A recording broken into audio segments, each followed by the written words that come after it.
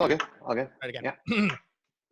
Okay, so we now welcome on the Power of the Towel podcast for the Nucks Misconduct Network, the longtime host of TSN's hockey coverage, published author, and after James Cybulski, the second person to appear on this podcast with his own Wikipedia page.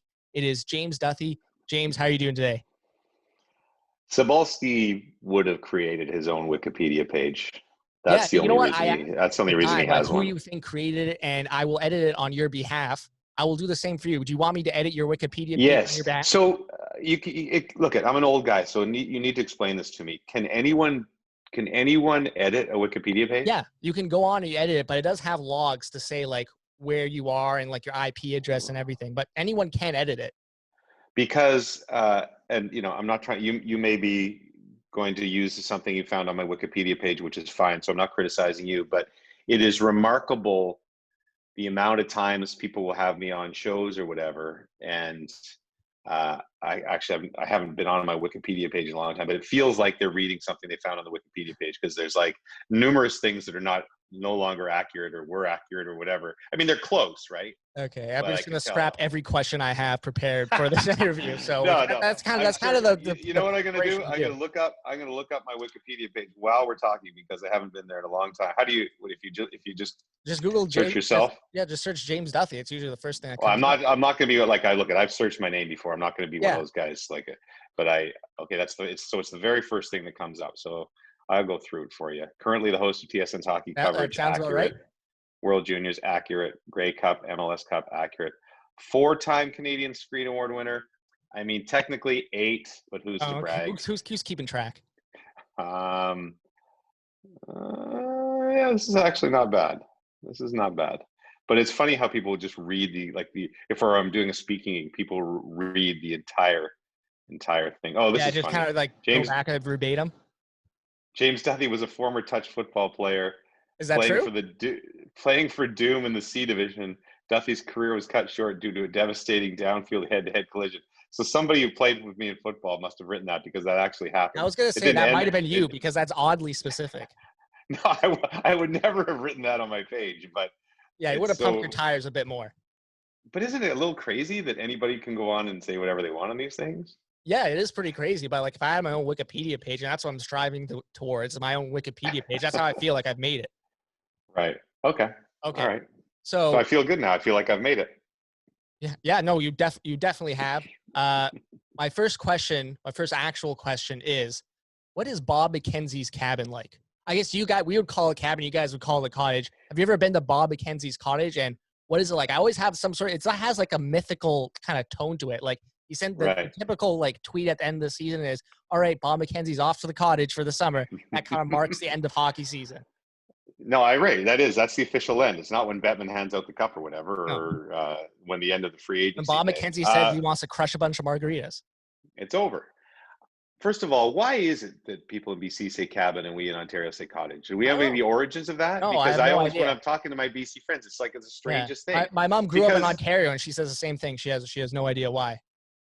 But the only thing, cabin to me, and I grew up partially in the West, but cabin feels like it's in the woods. But if you had one on a lake, it's still a cabin, right? Yeah, a cabin is just like a place you have that's not in the city. That's always how I've defined it. Somewhere not in the Lower Mainland, if you're living in the Lower Mainland. Right. Because if I was in Ontario, I would say I had a cabin if it was like out a Unabomber type place out in the woods. But if I had a cottage, that would mean on the water. So I just say cabin. It always has that connotation. So my friend in BC will say, I'm going up to the cabin for the weekend. And I feel like they're going to this little shack in the woods where they kill people. So there's nothing wrong with it. It's just strange. But I've been fortunate enough to be twice at Bob's cottage. And recently, as a matter of fact, I think I was the first guy to go up there during the retirement, the little soft retirement phase of Bob's career. My wife and I went up and had dinner with Bob and his wife, Cindy. I'm going to say July, I guess, sometime July or August. So it's beautiful. It's a really nice cottage on a really nice lake. Not over the top. It's like Bob. Like, Bob would never get something grandiose and over the top, because that's not Bob. But it's just really nice, right on the water, really good spot. Bob's a simple guy, simple pleasures, but it's an awesome spot. I've always I feel very privileged to have been. I always picture it like Camelot, like he has like the Knights of the Round Table before every hockey season, like they all gather there and they try to like try and discuss like what they're gonna like frame the NHL season like. Yeah, that doesn't happen. No, okay. Yeah, you'd be disappointed, Nick, in how little hockey talk would happen when, like, say, Bob and I are at the cottage having a glass of wine, because Bob and I are both like, we love the game, but when you work in it and you have to digest it 24/7 during the season, and this year it never ends because we didn't get a summer. When that happens, when you're together away from it, you want to be away from it. So we will talk about pretty much anything but that. So how long is Bob McKenzie going to pull off the Brett Favre retirement, where he's just kind of saying he's retired, then comes back, and then also goes retires again? Because I saw him on the free agent frenzy panel, and then, he says he's retired, and then he goes on and tweets about like Jack Eichel getting traded from the Buffalo Sabres, and then sets the whole world on fire. Like, how long is he doing the half Brett Favre retirement? No, it's not a boxer retirement or a UFC fighter or a Brett Favre retirement. I think there's just more miscommunication with the word retirement. And that's probably Bob's fault, because he's the one who said soft retirement. And frankly, I'll say this, if I was Bob's boss, I would have never even let him say it.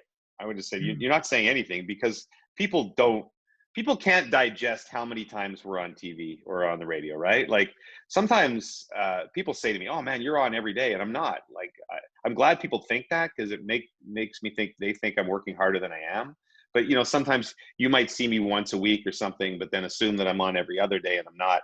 And with Bob, Bob had a full schedule for a long time. He's not going to have a full schedule anymore, but he's still going to do World Juniors, assuming we get to World Juniors this year, which we're hopeful. He's still going to always do the free agent frenzy. He's still going to do Trade Center. He's going to do a handful of hockey games, and he's going to do the draft. So all those things that you basically associate Bob with, he's still going to do. So if I was the boss, I would have said, Bob, don't say you're retiring, because then people think you're leaving, and that's not great for TSN, when really, I would have been really curious if Bob didn't say anything and TSN didn't say anything, how much people would have noticed, right? They might have thought, like, in your brain, Nick, you might have been going, maybe I haven't heard Bob as much on Vancouver radio, or the radio is probably where people would notice it more than anything else. But I'm not sure if television-wise people would have noticed as much.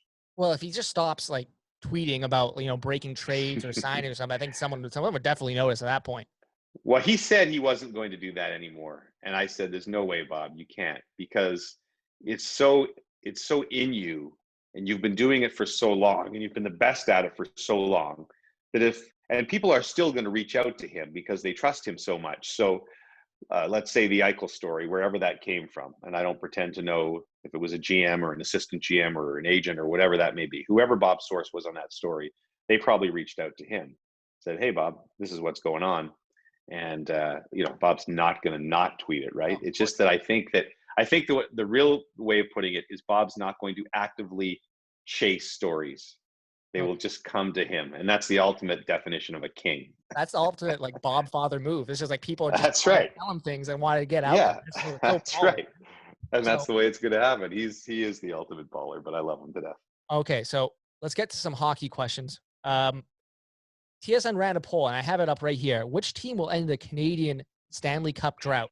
So the Canucks actually led the way. 31% of people voted Vancouver Canucks to be the team that ends the Stanley Cup drought. Afterwards, it was Montreal, Edmonton, Toronto, kind of at the same pace. And then Calgary, Ottawa, Winnipeg, kind of in a third-way tie. So now that the NHL offseason is pretty much done and dusted, and who knows when next season is going to start, but when it does, the lineups now are pretty much going to be the lineups that the teams are going to start with. Do you still think the Vancouver Canucks are the team that has the best shot of ending the Stanley Cup drought for Canada? Well, I will first say that I think that somebody asked me this question to rank the teams last week or something, and I had a really hard time doing that. And I think that's why, if they do get this Canadian division going, it'll be fascinating, because with the exception of Ottawa, which is still a couple of years away, you could kind of make a case for all six. Yes, I've said the same thing in the podcast. They're all kind of at the same level. very close. And also, I'm hesitant to say this to you because your listeners might accuse me of sucking up to the market, which, by the way, is an old trick in radio and television. I know people in my business that do certain radio shows, and they'd go on. If you ask this question, they'd go on in Toronto and say Toronto, and they'd go in Montreal and say Montreal, and they go in Vancouver and say That's the Vancouver. classic Big J. And yeah, and hope nobody finds out. But I would say the Canucks, and I would go on that more than anything else, just because A, the core is still great, and B, we've seen them win, and we're all we all played a recency bias, and I haven't seen Toronto do anything. So you could make an argument that Toronto's core is better. You might not. I'm not sure that it is, but I haven't seen them do anything. Whereas I've seen these guys on the Canucks do it. Like, I watched them just a month ago make a really good run, and so I know that they can do it. And I haven't seen that from Calgary or Toronto, and Montreal's made all these changes. Montreal's kind of the darling pick right now because of all the changes they made, but who knows if it's all going to come together. And Winnipeg's there, but with issues. And so I just think by process of elimination, Vancouver would be my first choice, just because I've watched them and they've shown me. And that whole old cliches that I'm not telling you anything you haven't heard a gazillion times about getting somewhere and making the steps and winning a little bit and losing before you win and all that. I don't think you can overstate the importance of what they did this summer. Just for all those guys to have that experience and go through those games and the unbelievable wins and the devastating losses, and to go through all of that, I think is going to be invaluable. So that's why I would take Vancouver by a nose over all those other 5 teams. You may be more optimistic about the Canucks than a lot of people in this market because, they lose Markstrom, they lose Toffoli, 2 big pieces, they lose Tanev, and they replaced, they got Nate Schmidt, which I think is going to be a good top 4 addition. But it's hard to see the Canucks, in my opinion, get to the same level they were last year unless, their young studs take another step forward, like Elias Pettersson, Quinn Hughes, Brock Besser, Bo Horvats. They got to be even better. And but who's to say? I think they will do that. But I know what you're your saying. Best players. No, I know that, but Quinn Hughes isn't going to get worse. He's going to get better, and so is Pettersson. And I think that before the Schmidt acquisition, if you had asked me that question, I might not have said Vancouver. I might have said that's too many losses without enough equal replacement. But I really love that move. I just love that player. And I think it saved their offseason. Yeah. And it single-handedly sort of changed my opinion a little bit on it. I'd like to see one more. But I'd like to see like a Mike Hoffman come in to, replace Toffoli. Then that might make me even more convinced. But Schmidt was enough that I think for Jim Benning, it really saved the offseason. I just like that player. And for everybody they lost, I think that was a massive pickup. And I mean, the goalie thing hurt, but I think that the way Demko played and the fact that Holtby's got kind of a reboot, I'm not as concerned about that as maybe some people would be. But all those are legitimate concerns. I really think it's hard. I always will defer to the core more than anything else, because I think you could go around the league and it's hard to judge whether a bottom 6 is going to be, a bottom 6 or a third D pair or a 7th defenseman. It's hard to rate those against each other. I find when I'm evaluating teams before I've seen them play together. And so I'll always defer to, the top 8 or 9 players. And that's why I still like the Canucks. Yeah. And I think the whole debate goes to show how much we debate the minutia in Canadian hockey markets. We like to talk about, the third pair. Insanely. We like to talk about the 4th line and the 3rd line winger. Like, we've talked so much in this market about Jake Virtanen, and let's be honest, he's 24 years old. He's a 3rd line winger, but people cannot get enough talk about Jake Virtanen. I think that for Vancouver is probably, to me, the most interesting media market in Canada. And when I moved, I was in Ottawa as a news reporter, and then I did some sports early in my career. And then I went back to doing news in Vancouver when you'd probably be too young, but VTV was the station at the time, launched in '98, and I then was it 4 at the time, became, so yeah. yeah. So there you go. It became the CTV station eventually. But so I went back to doing news in that market, and uh, covered some sports, but covered news mostly. And the competitiveness of the Vancouver market from a media perspective, and the passion from the fan base, I always say is, people can talk. Hockey players like to talk about Toronto, and oh, Toronto's a difficult market to play in with all the media. I think Vancouver's, and I don't. This is a compliment. I'm not trying to knock the Vancouver media. I just think the passion in that market and the detail that you're talking about is unmatched anywhere in the National Hockey League. And that's great, right? That's what we love about Canada, that we can have these discussions, and that it matters to us who's on the fourth line and third line. But you're right. Like if Jake Virtanen was playing in, Nashville right now, there wouldn't be a lot of talk probably going on. Would not be a lot of talk going around him right now. No, And from no. a TSN perspective, I know you guys don't Mhm. have the national rights anymore, but you still do have a lot of regional rights. You do the Leafs, Yeah. Habs, Sens, and Jets regional coverage. How much are you guys licking your lips at a potential Canadian division next season, whenever next season happens? Because I know you don't have, the national rights, but you still do cover a lot of the Canadian teams. And, Yeah. and I know the hockey's going to be awesome, but the content, the online content from everyone ribbing each other about a potential Canadian division is going to be off the chains exciting, in my opinion. Yeah.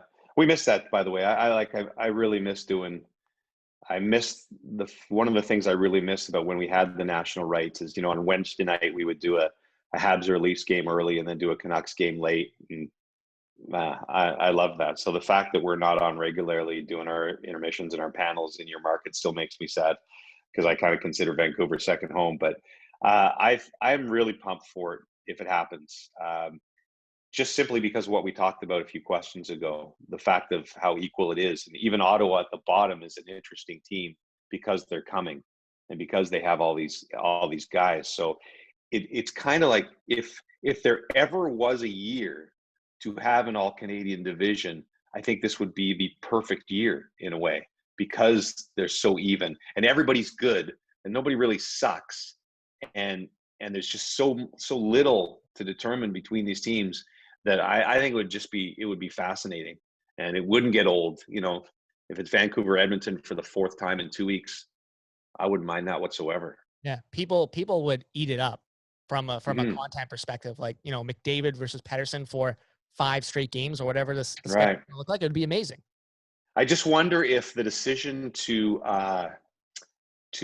stop the 14-day quarantine, if people get a test right away, will hurt the idea of a Canadian division. Like Yeah. I think the NHL would love to keep it as normal as possible, and keep a normal schedule. And the government's, all this talk that they may be able to just test you at the border sort of thing and then let you in. I wonder if that will be the NHL's impetus to say, scrap the Canadian division, let's do things normally. I hope not, because I think it would be a fun thing to see. Yeah, and now we briefly touched earlier about the national rights. You mentioned it a bit earlier. Like outside, like in this market, we barely see TSN. Like we have Rogers obviously covers the Canucks Yeah. regionally, and they obviously have the national race, which includes the Wednesday night, Saturday night games, all the playoffs. We barely see TSN. Do you think kind of that monopoly on coverage that Rogers has affected the product at all? Because like I said, we barely see TSN, and it's pretty much all Rogers. Like especially in some markets. Well, what do you mean? What do you mean by affected the product? Affected the product on television? Yeah, Like, affected the product on television. Like, do you think it's affected the product at all? well, I'll answer the question this way, and people could contend that it's sour grapes because we didn't get the national rights, but I think it was a big mistake, only because I think that competition always makes things better, and that the NFL model of doing things, which is get as many networks as possible involved in your coverage, is the ideal way of doing it. And I personally believe that the NHL has realized this now, and that you will never see this situation ever happen again. I think it was an idea that one guy had, and he sold it on the National Hockey League, and they went for it, and heck, they got a lot of money out of it. But I just personally believe if I was standing outside the business that if I was running a league, that's what I would want. I want to be on, in the case of an American league, I want to be on CBS and NBC and Fox and ESPN as much as possible. And in the case of the NHL, if I could gaze into a crystal ball, I think that's what it'll be next time. I bet you in the States that they'll let ESPN get involved, to have them involved in NBC, and that the next time the rights come around in Canada, that it will be, Sportsnet and TSN, and who knows if CBC gets involved, or by that time if we have Google or Apple or something else involved, who knows? But I just think that it's better all around. Like TSN has not suffered because of this whatsoever. Like I said, it's a bummer to me that you guys don't get to see us doing NHL games more, but we have more hockey on our air than we've ever had before. So, we're fine, but I just think from a league perspective that that was a mistake. Mm-hmm. Now, when I mentioned to my friends that I was going to have James Duthie on my podcast, they're all very excited. And I've got a bunch of questions here that I want to get to from all of them. But the one question that everyone really wanted me to ask is about one thing: Toronto media bias. Now, the TSN old thing in Toronto Sports Network, they make jokes if, Willie Nylander gets a haircut, it's on the front page of TSN.ca and everything. What's your response to people who say, TSN has a Toronto bias? Well, I would first say, look, I can't sit here and say that's 100% not true, because you're right. I try to deal with it by making fun of it on the air, right? Yeah. If Austin Matthews breaks a toenail or something, because no one would take me seriously if I said that we don't give the Leafs an awful lot of attention. All I can say from a personal standpoint, I'm not from Toronto. I grew up in Ottawa and I grew up in BC, and most of the guys I work with are not from Toronto. Darren Drager's from Saskatchewan, and Duthie's from Saskatchewan, and Natasha is from out west, and Rod Smith is from Ottawa, and so on. I could go down the list. And when I'm in there every single day, I fight for equal coverage for all the teams. And I think that sometimes it's unfair. Like, I think the Canucks will lead the late edition of SportsCenter more often than people give them credit to. Everybody will say, oh, it'll always be the Leafs. I don't think that's always the case. So certainly it's sometimes the case. But I guess it gets under my skin, because I really fight for the fact that I know in the personal way that I try to handle hockey coverage, I try to give equal coverage to all 7 of the Canadian teams as much as possible, because that's the way I want it. The reality is the Leafs are an incredibly popular team, as we see when they go to Vancouver or Ottawa or anywhere else.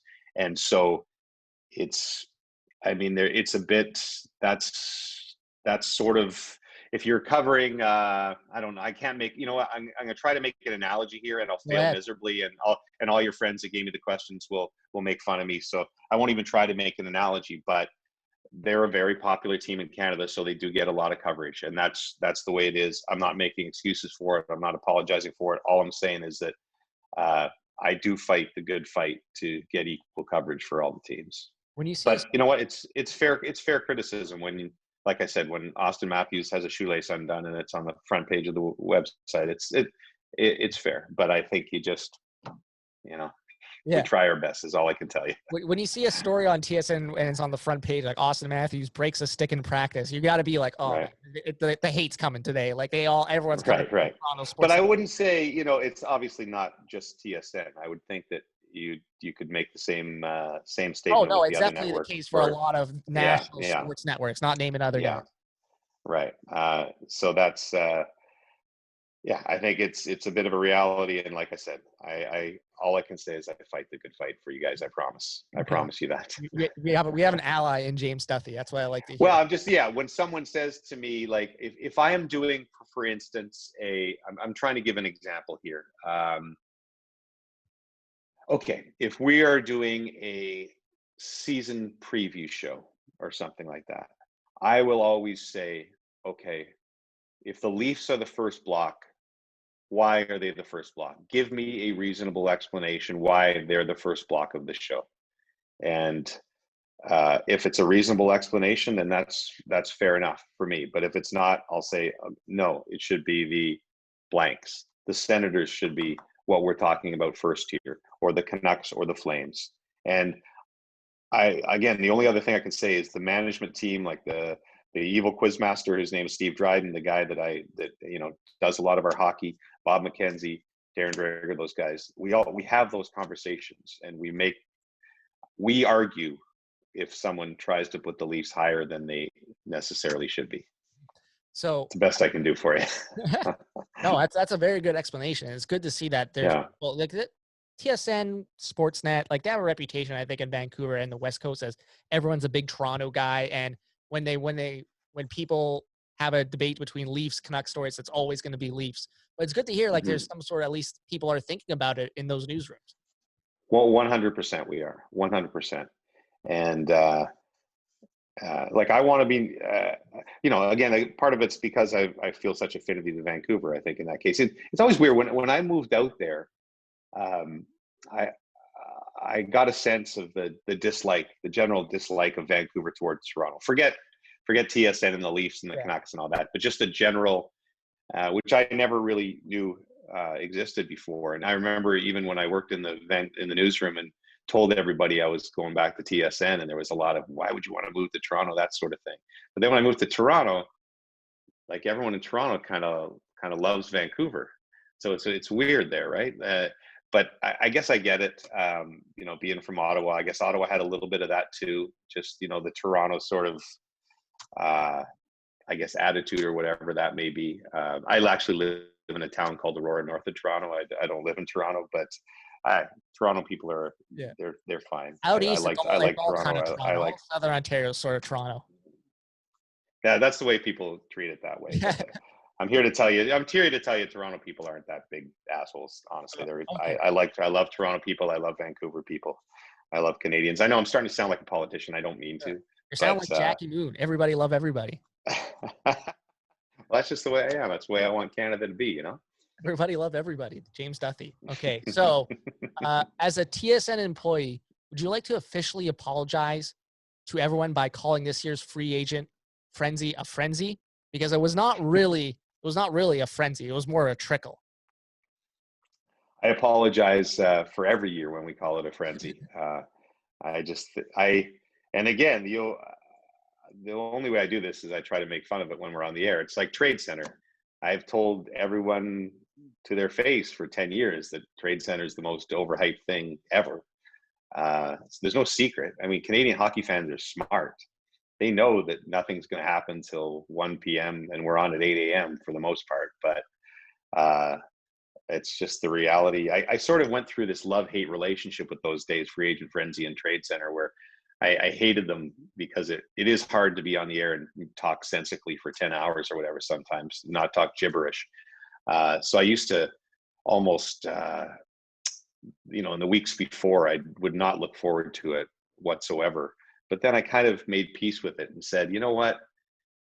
People are going to, I wanted to get it started at like noon instead of 8 a.m. Eastern. And then I went to my bosses and they showed me how great the ratings were. And I always figured, well, why is that? And I kind of figure everybody is just like rubbernecking at an accident scene. They just want to watch us fill the 4 hours and see how we screw up, basically, because you're all sickos.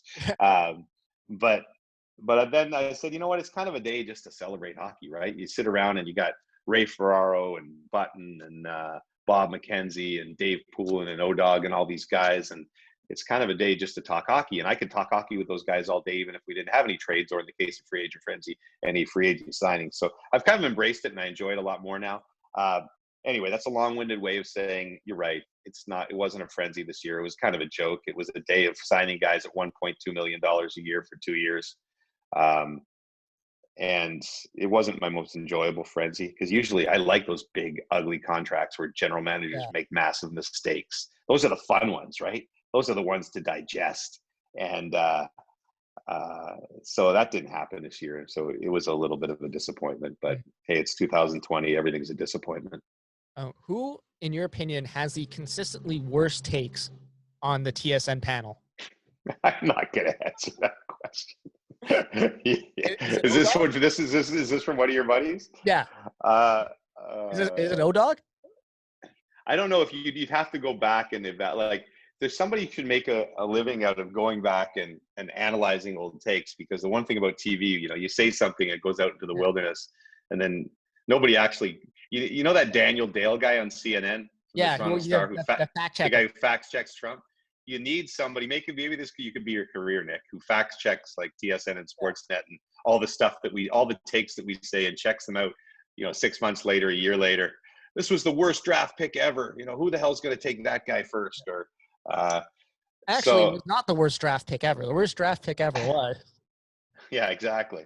So I don't know. We've all had horrible takes. I've had horrible takes. I would say that the least horrible takes is Bob, because he just avoids doing takes. Yeah. So the smartest thing is to just not have takes, right? It's hard to be Jeff O'Neill or Mike Johnson or Dave Poulin and be asked to be, have a hard take on something. Is this guy good? Is Connor McDavid the best player in the NHL, or is it Nathan McKinnon, or whatever it may be? And you're just going to get proven wrong. Are the Canucks better? Is the Canucks score better than the Leafs score? And then you'll say the Leafs, and the Canucks will go out and win the Stanley Cup. It's just, I don't envy the analysts because of that, because I just think you're put in a position where none of us really know. That's why we had that monkey that spun the wheel years ago for the playoffs, because we were making fun of ourselves. Nobody knows. These guys watch the games. They have experience. Their opinions are more informed than the average guy probably, but they can be wrong as much as the average guy too. And so I just think that's a hard gig.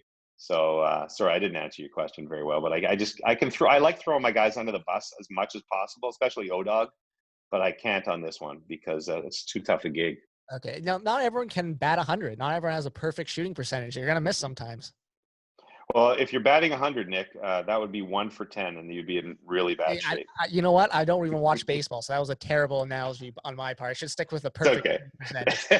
It's okay, buddy. Oh, well, no, okay. We will not cut that out. We'll leave that in. Okay. So I wanted to make sure to ask a question about your career, and I was, racking my brain to find a good one to ask. And the one that first came to my mind, I think it's a good one to ask, is about the 2010 Golden Goal. You were there. You were hosting CTV's Olympic coverage of the event.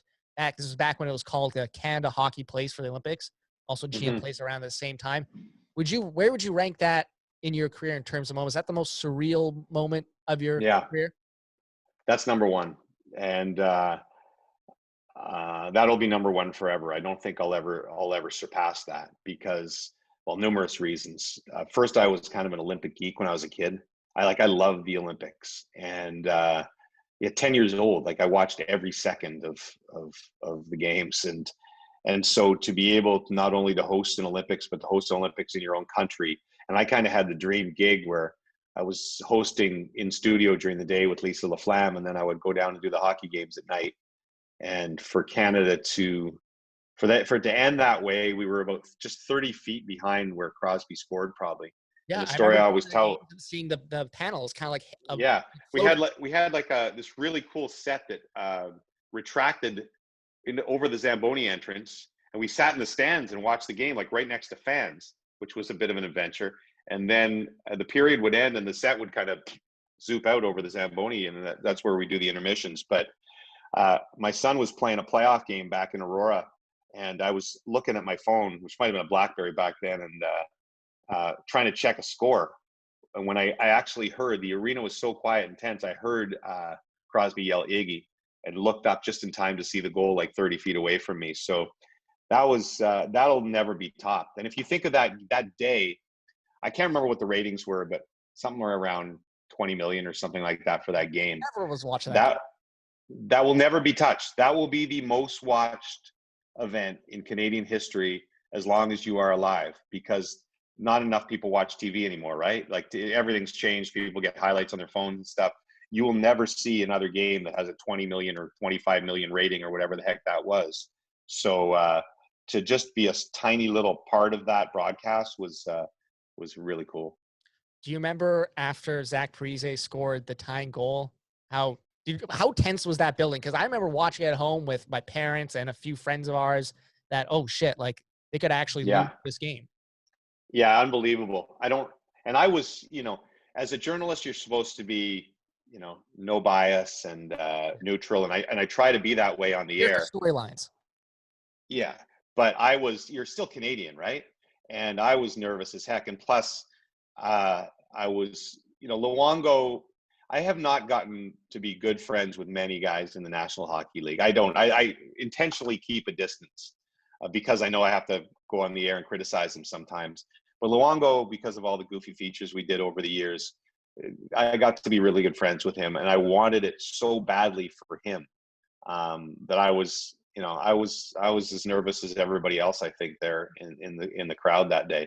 And sorry, this is going to sound like a shameless plug, but I have the book out, which you probably asked me about later. But that's one of the chapters in the book. One of the last chapters in the book is about Luongo and the 2010 Olympics. It's called The Golden Goalie, because he'd never really gotten into the details of what that entire experience was like. Going into the Olympics, not knowing who was going to be the starter. He tells the story in the book of how he found out he got a text from Babcock on the bus saying, "I want to see you after the bus ride." That was after a game that Brodeur had a bad game, I think, against the Americans. And 5-2 and just something like that. Right. And just that entire process, he said he was sick to his stomach, like he was going to throw up, how nervous he was.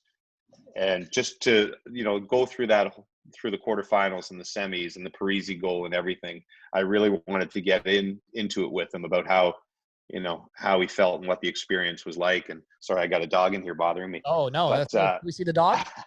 yeah, Nice. I got 3 dogs, so this is my Beautiful. puppy, Hugo. But yeah, so that's one of my favorite chapters in the book, of him really sort of pouring out his heart on what the 2010 Olympics meant to him. Okay, yeah, well, let's talk about that. You have a new book out called Beauties, Hockey's Greatest Untold Stories.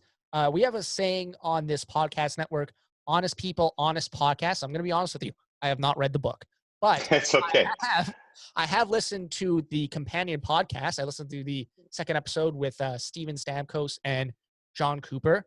And I just want to know, how long did it take you to write this book? What was the process like writing this book? Because I imagine a person in your position in hockey media, you hear a lot of goofy stories like this. You hear a lot of goofy stories, but it's about finding the right opportunity to tell them and getting them on the record. So how much research did you have to pour into this book? How long did the writing process take for you? So first of all, don't worry about not having read the book. I've done a lot of media I've done a lot of media the last 2 weeks, and you never assume anybody has time to read the books. My wife always argues that I'm the only guy she knows that has written more books than he's read. So don't worry about it whatsoever. I'm glad you got a chance to listen to the podcast, because it's pretty cool, I think. So basically, I just think it's those 18 years on the panel, Nick, and sitting beside the coolest part of the gig, probably, and coolest part of my job, is we had all these rotating guys in on the panel, ex-coaches, ex-players, Hall of Famers would come in, and people would see us doing the intermissions or the pre-games at home. But the funnest part is just sitting watching the game. Everybody's got their feet up on the desk, and the guys they're much looser when they're not on TV. So they'll end up telling you stories they would never tell on TV. And it probably clicked into me maybe 5 years ago that if I could ever put all these stories in a book, because that's the best part. Like, if you had, who's your favorite hockey player? All time or right now? Let's say all time. All time, who? Probably someone like Marcus Naslund. Okay, so if you had Marcus Naslund in a bar in Yaletown, you and a couple of buddies, right? You just want to hear stories, right? That's what you'd want to hear. And I think that's so what I did is I called 60 guys and said, just tell me your favorite hockey story. Tell me the story that you would tell, with Nick and me in the bar, that maybe and also that you've never told before. Because a lot of guys, it was tough to get, especially with guys like Bobby Orr and Gretzky, who've had 100 books written about them. Tell me a story that I haven't heard before. Bobby Orr told the story about the first time he saw McDavid, which was really cool. And Gretz told the story from the 85 final that he never told before. And so it was just a really cool experience. I started, I guess, about 13 months ago now. And Bobby Orr was actually the very first guy I called, who got the first story from, and just went through that process of getting a hold of guys. I wanted all the big names like Crosby and McDavid and Gretzky and Orr, and so on and so forth. But I also wanted just good storytellers, right? Guys like Luongo and old, Kelly Chase and some of the guys I work with. Bob McKenzie tells a great story in the book that he's never told before about a shootout attempt he gets on Vladislav Tretiak. So it was a really fun process. It was labor intensive because tracking down all these guys, getting Sidney Crosby for an hour or Wayne Gretzky for that amount of time is a challenge in itself. And then getting all the interviews together and transcribing them and then putting it together and deciding which stories would be in and out is a process. But it was a lot of fun, right? Because you get to, sort of be the guy they're telling these, you get to hear the stories first, right? And then I got to figure out a way to tell them so as best I can on page so you guys will enjoy them. So I'm probably more proud of this book than any of the other ones I've written just because of all that. Mm-hmm. And I think what really strikes me about this book, and I think it's the perfect time to release a book like this, is the positive stories, the lighthearted stories. People want stories like that right now. People want those positive, lighthearted stories because it's so easy to go on Twitter right now and just doom scroll and be like, oh, well, climate change, we're all screwed. COVID, no new COVID, record COVID cases, we're all screwed. But it's good. It's good to have a book like this and a podcast, which I really enjoy as well, just with positive stories, right? I think it's the perfect time for it right now. Yeah, and you know what? I didn't see COVID coming when I wrote the book or anything like that. But I think you're right. We all need something like that, and even hockey per se. Like hockey had a rough year, and I think that all the issues, whether it be racism or some of the coaching abuse stories that broke, those deserve to be covered because we have to completely eliminate that from the game. But at the same time, hockey's got a lot of good people in it and I wanted to, sometimes you do need a break from all the heaviness, whether it be in the sport or around you. And that's why I did this book. Now there are some serious stories in the book as well, but for the most part, it's pretty lighthearted, good fun stuff. Okay. So I know we got to get going soon, but I just have a couple more questions. You mentioned, no worries, bud. You mentioned your family earlier. We do podcasts with a guy named Trevor Beggs, and he just had his first daughter, beautiful baby girl named Everly. And I need to ask you some parenting advice, first time parenting advice for Trevor Beggs, because I know Beggsy is going to be listening to this. What parenting advice do you have for Trevor Beggs? And I want to clarify that I hope it's better advice than when I had Jeff Patterson on this podcast and I asked him parenting advice, and he basically said, it's okay if you drop the baby a couple times. They're very durable. Well, Beggsy, is it? Yeah, Trevor Beggs. We call him Beggsy. Okay, Beggsy. First of all, congratulations. We're all very beautiful name. Everly is a beautiful name, and I know this is kind of the unspoken thing. I think with guys, I think I was like that way. That deep down in your hearts, maybe like when I was young, because I didn't know girls, and girls scared the hell out of me. That I wanted boys. I had a boy first, and then I had two amazing daughters. And daughters are just the single greatest thing in the history of the world. No offense to my son, but I don't know. There's just something about a daughter. Yeah, there's something about a daughter that just completely melts your heart. So,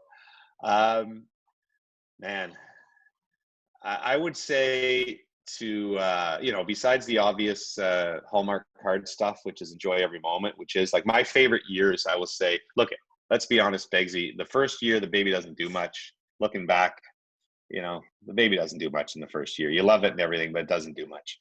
When you get to about 1.5 to, I would say 6, those are the favorite years of my life. And we had 3 and 4 years, so it was complete and utter mayhem. But man, those really, take a gazillion photos and enjoy every moment, but don't sweat too much. Okay, so if you want Everly to be a hockey player and, she cries when you hand her a stick when she's 3, don't sweat that stuff, okay? Because those were the mistakes I made. I remember I took my son to power skating when he was 4, and he cried and sat in the penalty box and wouldn't go on the ice. And I was like, I'm a failure. My son's never going to play hockey. And he was just fine. So don't sweat anything that they don't do well early or they're not passionate about. Don't worry about it. They'll come around and they'll find their path, all right? So I think that we as parents in general worry way too much about that kind of stuff. And so just relax and let them become whatever they want to become. Looking forward to Beggsy's first full year. The daughter was just born 2 weeks ago. So looking for a full year of Beggsy just not doing anything with his daughter. Because you love her, hold her, take care of her. But I'm just saying, it's not going to get real fun till they're about 1. Okay. Now this is the final question. Your top 3 NHL jerseys of all time. Oh, okay. So I don't know. These might not be popular. I still get a visceral reaction. My first favorite team was the Chicago Blackhawks. A guy named Cliff Corral used to, when I was a baby, we lived next to his family in Edmonton. And so that was the first team I knew when I was 5 years old. Oh, Cliff Corral, Blackhawks. So the Blackhawks white jerseys, I still get like a little reaction when I see them sometimes because that takes me back to my childhood. My next favorite team, I was a bit of a bandwagon jumper, was the Islanders. I didn't like, not during the dynasty. I lived in Ottawa. Denny Potvin played for the 67s, so I followed him. Same with the Islanders whites. It's always the whites for me. So that's going to be number 2. Blackhawks whites, Islanders whites, and number 3. Maybe I should go more modern for number 3. What do I really like? It's NHL jerseys, you're saying, right? Not jerseys, just period, not jerseys, period? Yeah. Yeah. Probably, I'd hate to say it, but I'd probably go with the Habs whites third. I don't know what it is, and I hated the Habs when I was a kid, but there is something about those iconic jerseys that I was gonna go something like the LA Kings, like blacks. I like the modern things that way, but those 3, I'm gonna go classics and go yeah, what I said: Blackhawks, Islanders, Habs, all whites are my 3 favorites. Okay, you're a bit of a traditionalist when it comes to like hockey. Yeah, sorry about that. I couldn't. I'm trying to think of like my favorite modern one, but I can't come up with it. I thought you would have said like or something like that. That would no, on that. No, I hated those. Okay, a lot of people like. And I know there's a bit of retro for the Canucks. Those Fuki Canucks yellow brown ones, but you're not a me guy. You're never going to convince me that those are good looking. Sorry, my dogs are having a brawl here. No, it's fine. This is what they do every night. Is they just kind of have a little battle over toys. So yeah, anyway, nice. If you're hearing extraneous background noise, I'm sorry about that. No, we are a pro dog podcast, so you don't have to worry about that. We're pro dog. It's okay. Okay, James, thank you so much for doing this podcast, coming on this podcast. And I just want to say, like, I'm 26 years old. For someone who grew up watching hockey, you are one of the faces of hockey. You are one of the people who I've always associated with hockey coverage in this country. Thank you so much again for coming on the podcast, and hopefully we can have you on again. This was a lot of fun.